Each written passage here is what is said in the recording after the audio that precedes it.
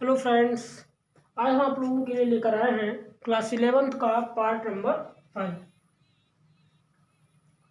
अभी तक आपने सिर्फ जीवधारियों का विशिष्ट लक्षण क्या होता है और उनके मुख्य लक्षण क्या होते हैं, इन सारे विषयों पे हमने चर्चा की थी और 11 पॉइंट थे उसमें जो अभी तक हमने पढ़ाया है। अब आपका नेक्स्ट टॉपिक आता है वर्गीकरण। उसी पहले ही चैप्टर का आपका टॉपिक है वर्गीकरण, जिसको टैक्सोनॉमी बोलते हैं। तो दिमाग थोड़ा ये काम कर रहा है कि हमें वर्गीकरण की आवश्यकता क्यों पड़ी, वर्गीकरण हम क्यों करें। तो थोड़ा इसके विषय में समझ लेते हैं। देखो, वर्गीकरण का मतलब होता है कि हमें किसी भी प्रजाति, किसी भी जीव या किसी भी प्रकार के पौधों को समझने के लिए हम उनका वर्गीकरण करते हैं। जैसे हमने कह दिया ये नीम का पेड़ है, आम का पेड़ है, जामुन का पेड़ है, तो उनके नाम रखे गए हैं और एक उनका वर्गीकरण किया गया है, जिससे हम पता चल जाता है। अगर गाय जा रही तो हम समझ जाते हैं, क्योंकि 4 पैरों वालों को अलग रखा गया है, जिनको हम जानवर बोलते हैं। जो 2 पैर वाले उनको हम पक्षी बोलते हैं, उड़ते हैं, पंख होते हैं। तो इस तरह से वर्गीकरण का एक माध्यम बनाया गया। जैसे एक सपोज दैट एक एग्जांपल और लेते हैं। जैसे मान लीजिए क्लास में साइंस पढ़ रहे हो, तो साइंस से ही एग्जांपल ले लेते हैं। मान लो 100 बच्चे हैं, उसमें से 50 बच्चे तो बायोलॉजी के हैं, 50 मैथ के हैं। तो अगर हम बात करें कि सब एक साथ बैठ जाएं एक ही क्लास में, तो हमें पूछना पड़ेगा ना, तुम बेटा किस सब्जेक्ट से हो, तो बोलेंगे बायोलॉजी से, वो बोलेगा हम मैथ से हैं। तो इसमें आपको कन्फ्यूजन होगी। तो हम क्या करते हैं, जिस तरह हम क्लास में क्या करते हैं, बायोलॉजी वाले को अलग क्लास दे देते हैं, सेक्शन ए, और मैथ वाले को सेक्शन बी, जिससे कि हमें परेशानी ना हो। हमें पता हो जाता है कि सेक्शन ए में सिर्फ बायोलॉजी के ही स्टूडेंट्स बैठे हैं। तो ये एक वर्गीकरण ही है, जिस तरह हम क्लास में करते हैं। जब स्कूल में प्रेयर के लिए लाइन लगती है, तब हम क्या करते हैं, row wise, class wise line लगवाते हैं, जिससे कि हमें प्रॉब्लम ना हो। हम समझ जाते हैं कि ये 4 वाली लाइन है, 5 वाली है। तो ये क्या है, एक प्रकार का वर्गीकरण है। तो इसको जीव जगत पढ़ रहे हैं, तो इसको हम थोड़ा अच्छे से समझते हैं। देखो 1.7 से 1.8 मिलियन तक जीव जो हैं वो अभी तक खोजे जा चुके हैं। तो क्या हम एक साथ इतने सारे जीवों को याद रख सकते हैं? समझते रहना, इतने सारे जीव खोजे जा चुके हैं, तो क्या हम इनका याद करने का तरीका क्या करेंगे? तो हम क्या करेंगे, उनको वर्ग में विभाजित कर देंगे। किसमें विभाजित कर देंगे? वर्ग में विभाजित कर देंगे। और वर्ग में मान लीजिए उसमें हम लक्षण क्या रखेंगे, मान लो कि वर्ग ए में सभी क्या है, प्रोकैरियोटिक जीव रखे गए हैं। तो हमें पता हो जाएगा, मान लो 1 लाख जीव रखे गए वर्ग 1 में, तो हमें एक लक्षण 1 लाख जीवों का याद हो गया कि जितने भी इस वर्ग ए में जीव होंगे उनका एक लक्षण समान होगा, और वो क्या है कि वो प्रोकैरियोटिक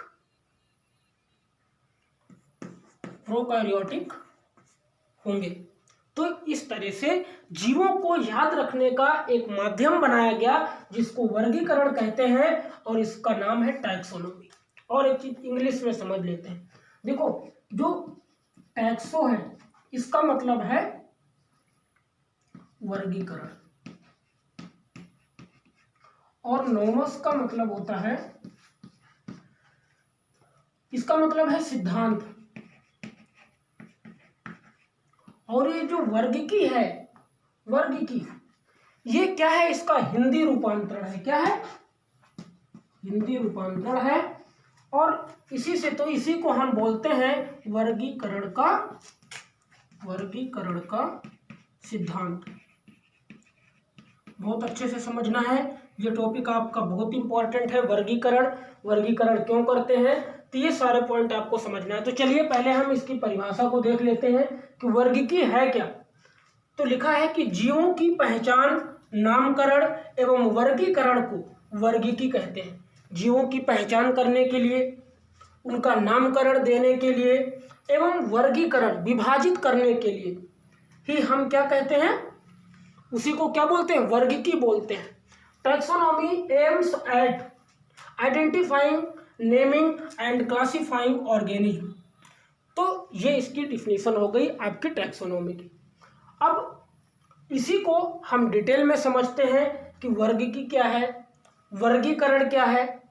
तो इसी में हम आगे आपको एक और पॉइंट पढ़ाएंगे जिसको बोलते हैं सिस्टमैटिक। सिस्टमैटिक का मतलब समझ रहे हो?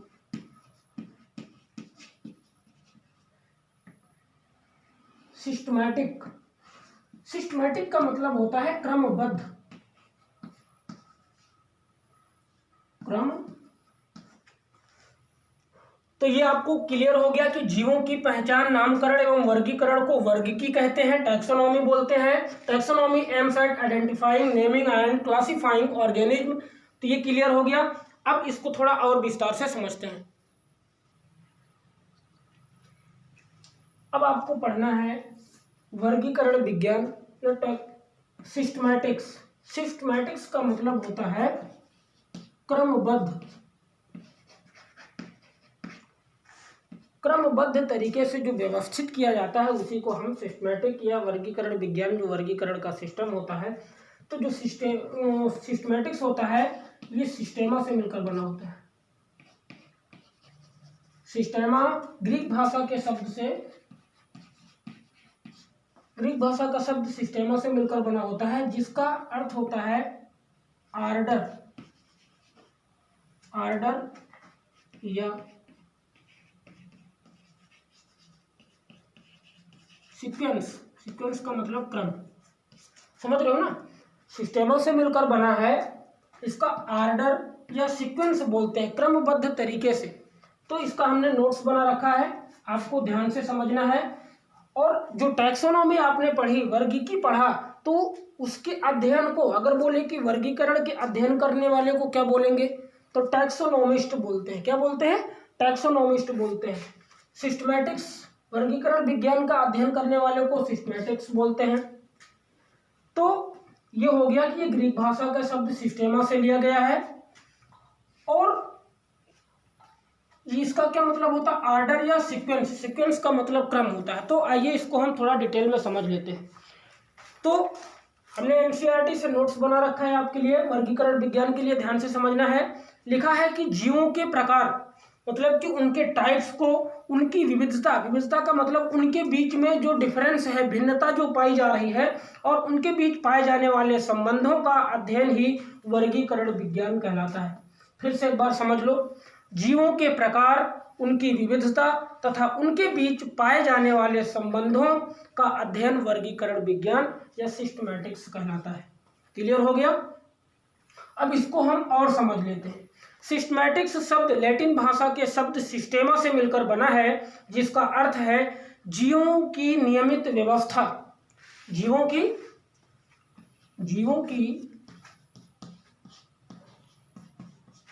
नियमित व्यवस्था, नियमित, क्या समझा? सिस्टमैटिक्स शब्द लैटिन भाषा के शब्द सिस्टेमा से मिलकर बना है, सिस्टेमा से मिलकर बना है। इसका अर्थ है जीवों की नियमित व्यवस्था। लिनियस ने, कैरोलस लिनियस एक वैज्ञानिक थे, उन्होंने अपने पब्लिकेशन में अपने जो टाइटल दिया, एक बुक बनाई, उसका नाम ही उन्होंने रख दिया सिस्टेमा नेचर,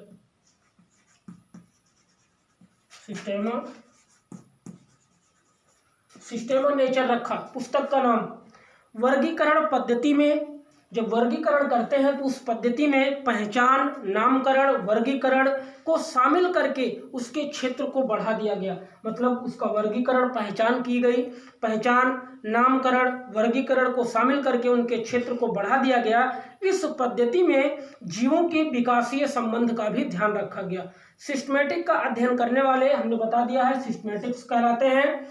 वर्गीकरण विज्ञान या वर्गीकी एक दूसरे के पूरक होते हैं। वर्गीकरण विज्ञान और वर्गीकी, टैक्सोनॉमी जो पढ़ा है, एक दूसरे के पूरक होते हैं। इसी कारण इन दोनों शब्दों का उपयोग प्रायः अंतर परिवर्तनीय भी होता है, अंतर परिवर्तनीय भी होता है। एक वैज्ञानिक थे जिनका नाम था जी सिम्पसन। उन्होंने 1961 में, कौन वैज्ञानिक थे? जी सिम्पसन, इन्होंने 1961 में कहा था, इनके अनुसार, जी सिम्पसन के अनुसार तीनों शब्द अलग अलग हैं और अलग अलग परिभाषित भी करते हैं। इन्होंने कहा तीनों शब्द सिस्टेमा, टैक्सोनॉमी और ये सारे जो पॉइंट अभी हमने पढ़ाए हैं इनको इन्होंने विभाजित किया। इसके बाद जो आपका टॉपिक आता है वह आता है द्विनाम पद्धति क्या है। वर्गीकरण के बाद जो टॉपिक आता है वर्गीकरण पद्धति क्या है, क्वेश्चन किस तरह आएगा वो आप सुन लीजिए। वर्गीकरण पद्धति क्या है, इसका प्रतिपादन किसने किया, 4 उदाहरण सहित द्विनाम पद्धति को स्पष्ट कीजिए। तो ये टॉपिक हम समझ लेते हैं। अब बात करते हैं द्विनाम पद्धति की। द्विनाम पद्धति का नामकरण कैरोलस लिनियस ने किया था और इनका एक पुराना नाम था कार्ल वान लिने। ठीक, कैरोलस लिनियस ने द्विनाम पद्धति का नामकरण किया और कहा कि जीवों को वैज्ञानिक नाम देने की वह पद्धति जिसके द्वारा किसी जंतु या पौधे का वैज्ञानिक नाम 2 शब्दों से मिलकर लिखा जाता है। समझ में आ रहा है? पहला है सरसों का वैज्ञानिक नाम, देखो ब्रेसिका ये अलग हो गया, कंप्रेस्टिस ये अलग हो गया, मेढक राना टिग्रीना 2 शब्दों से मिलकर बना है। गुड़हल हिबिस्कस रोजा साइलेंसिस। तो अब ये हो गया कि 2 नाम, वही कह रहा है कि जीवों को वैज्ञानिक नाम देने की वह पद्धति जिसके द्वारा किसी जंतु या पौधे का वैज्ञानिक नाम 2 शब्दों से मिलकर बना होता है। पहला सरसों का वैज्ञानिक नाम ब्रेसिका कंप्रेस्टिस, मेढक का राना टिग्रीना, गुड़हल का हिबिस्कस रोजा साइलेंसिस। वैज्ञानिक किसने द्विनाम पद्धति की खोज की थी? वो आपका है कैरोलस लिनियस, जिसका नाम है कार्ल वान लिने, ये उनका पुराना नाम था। तो इतना क्लियर हो गया, आगे फिर बात करते हैं।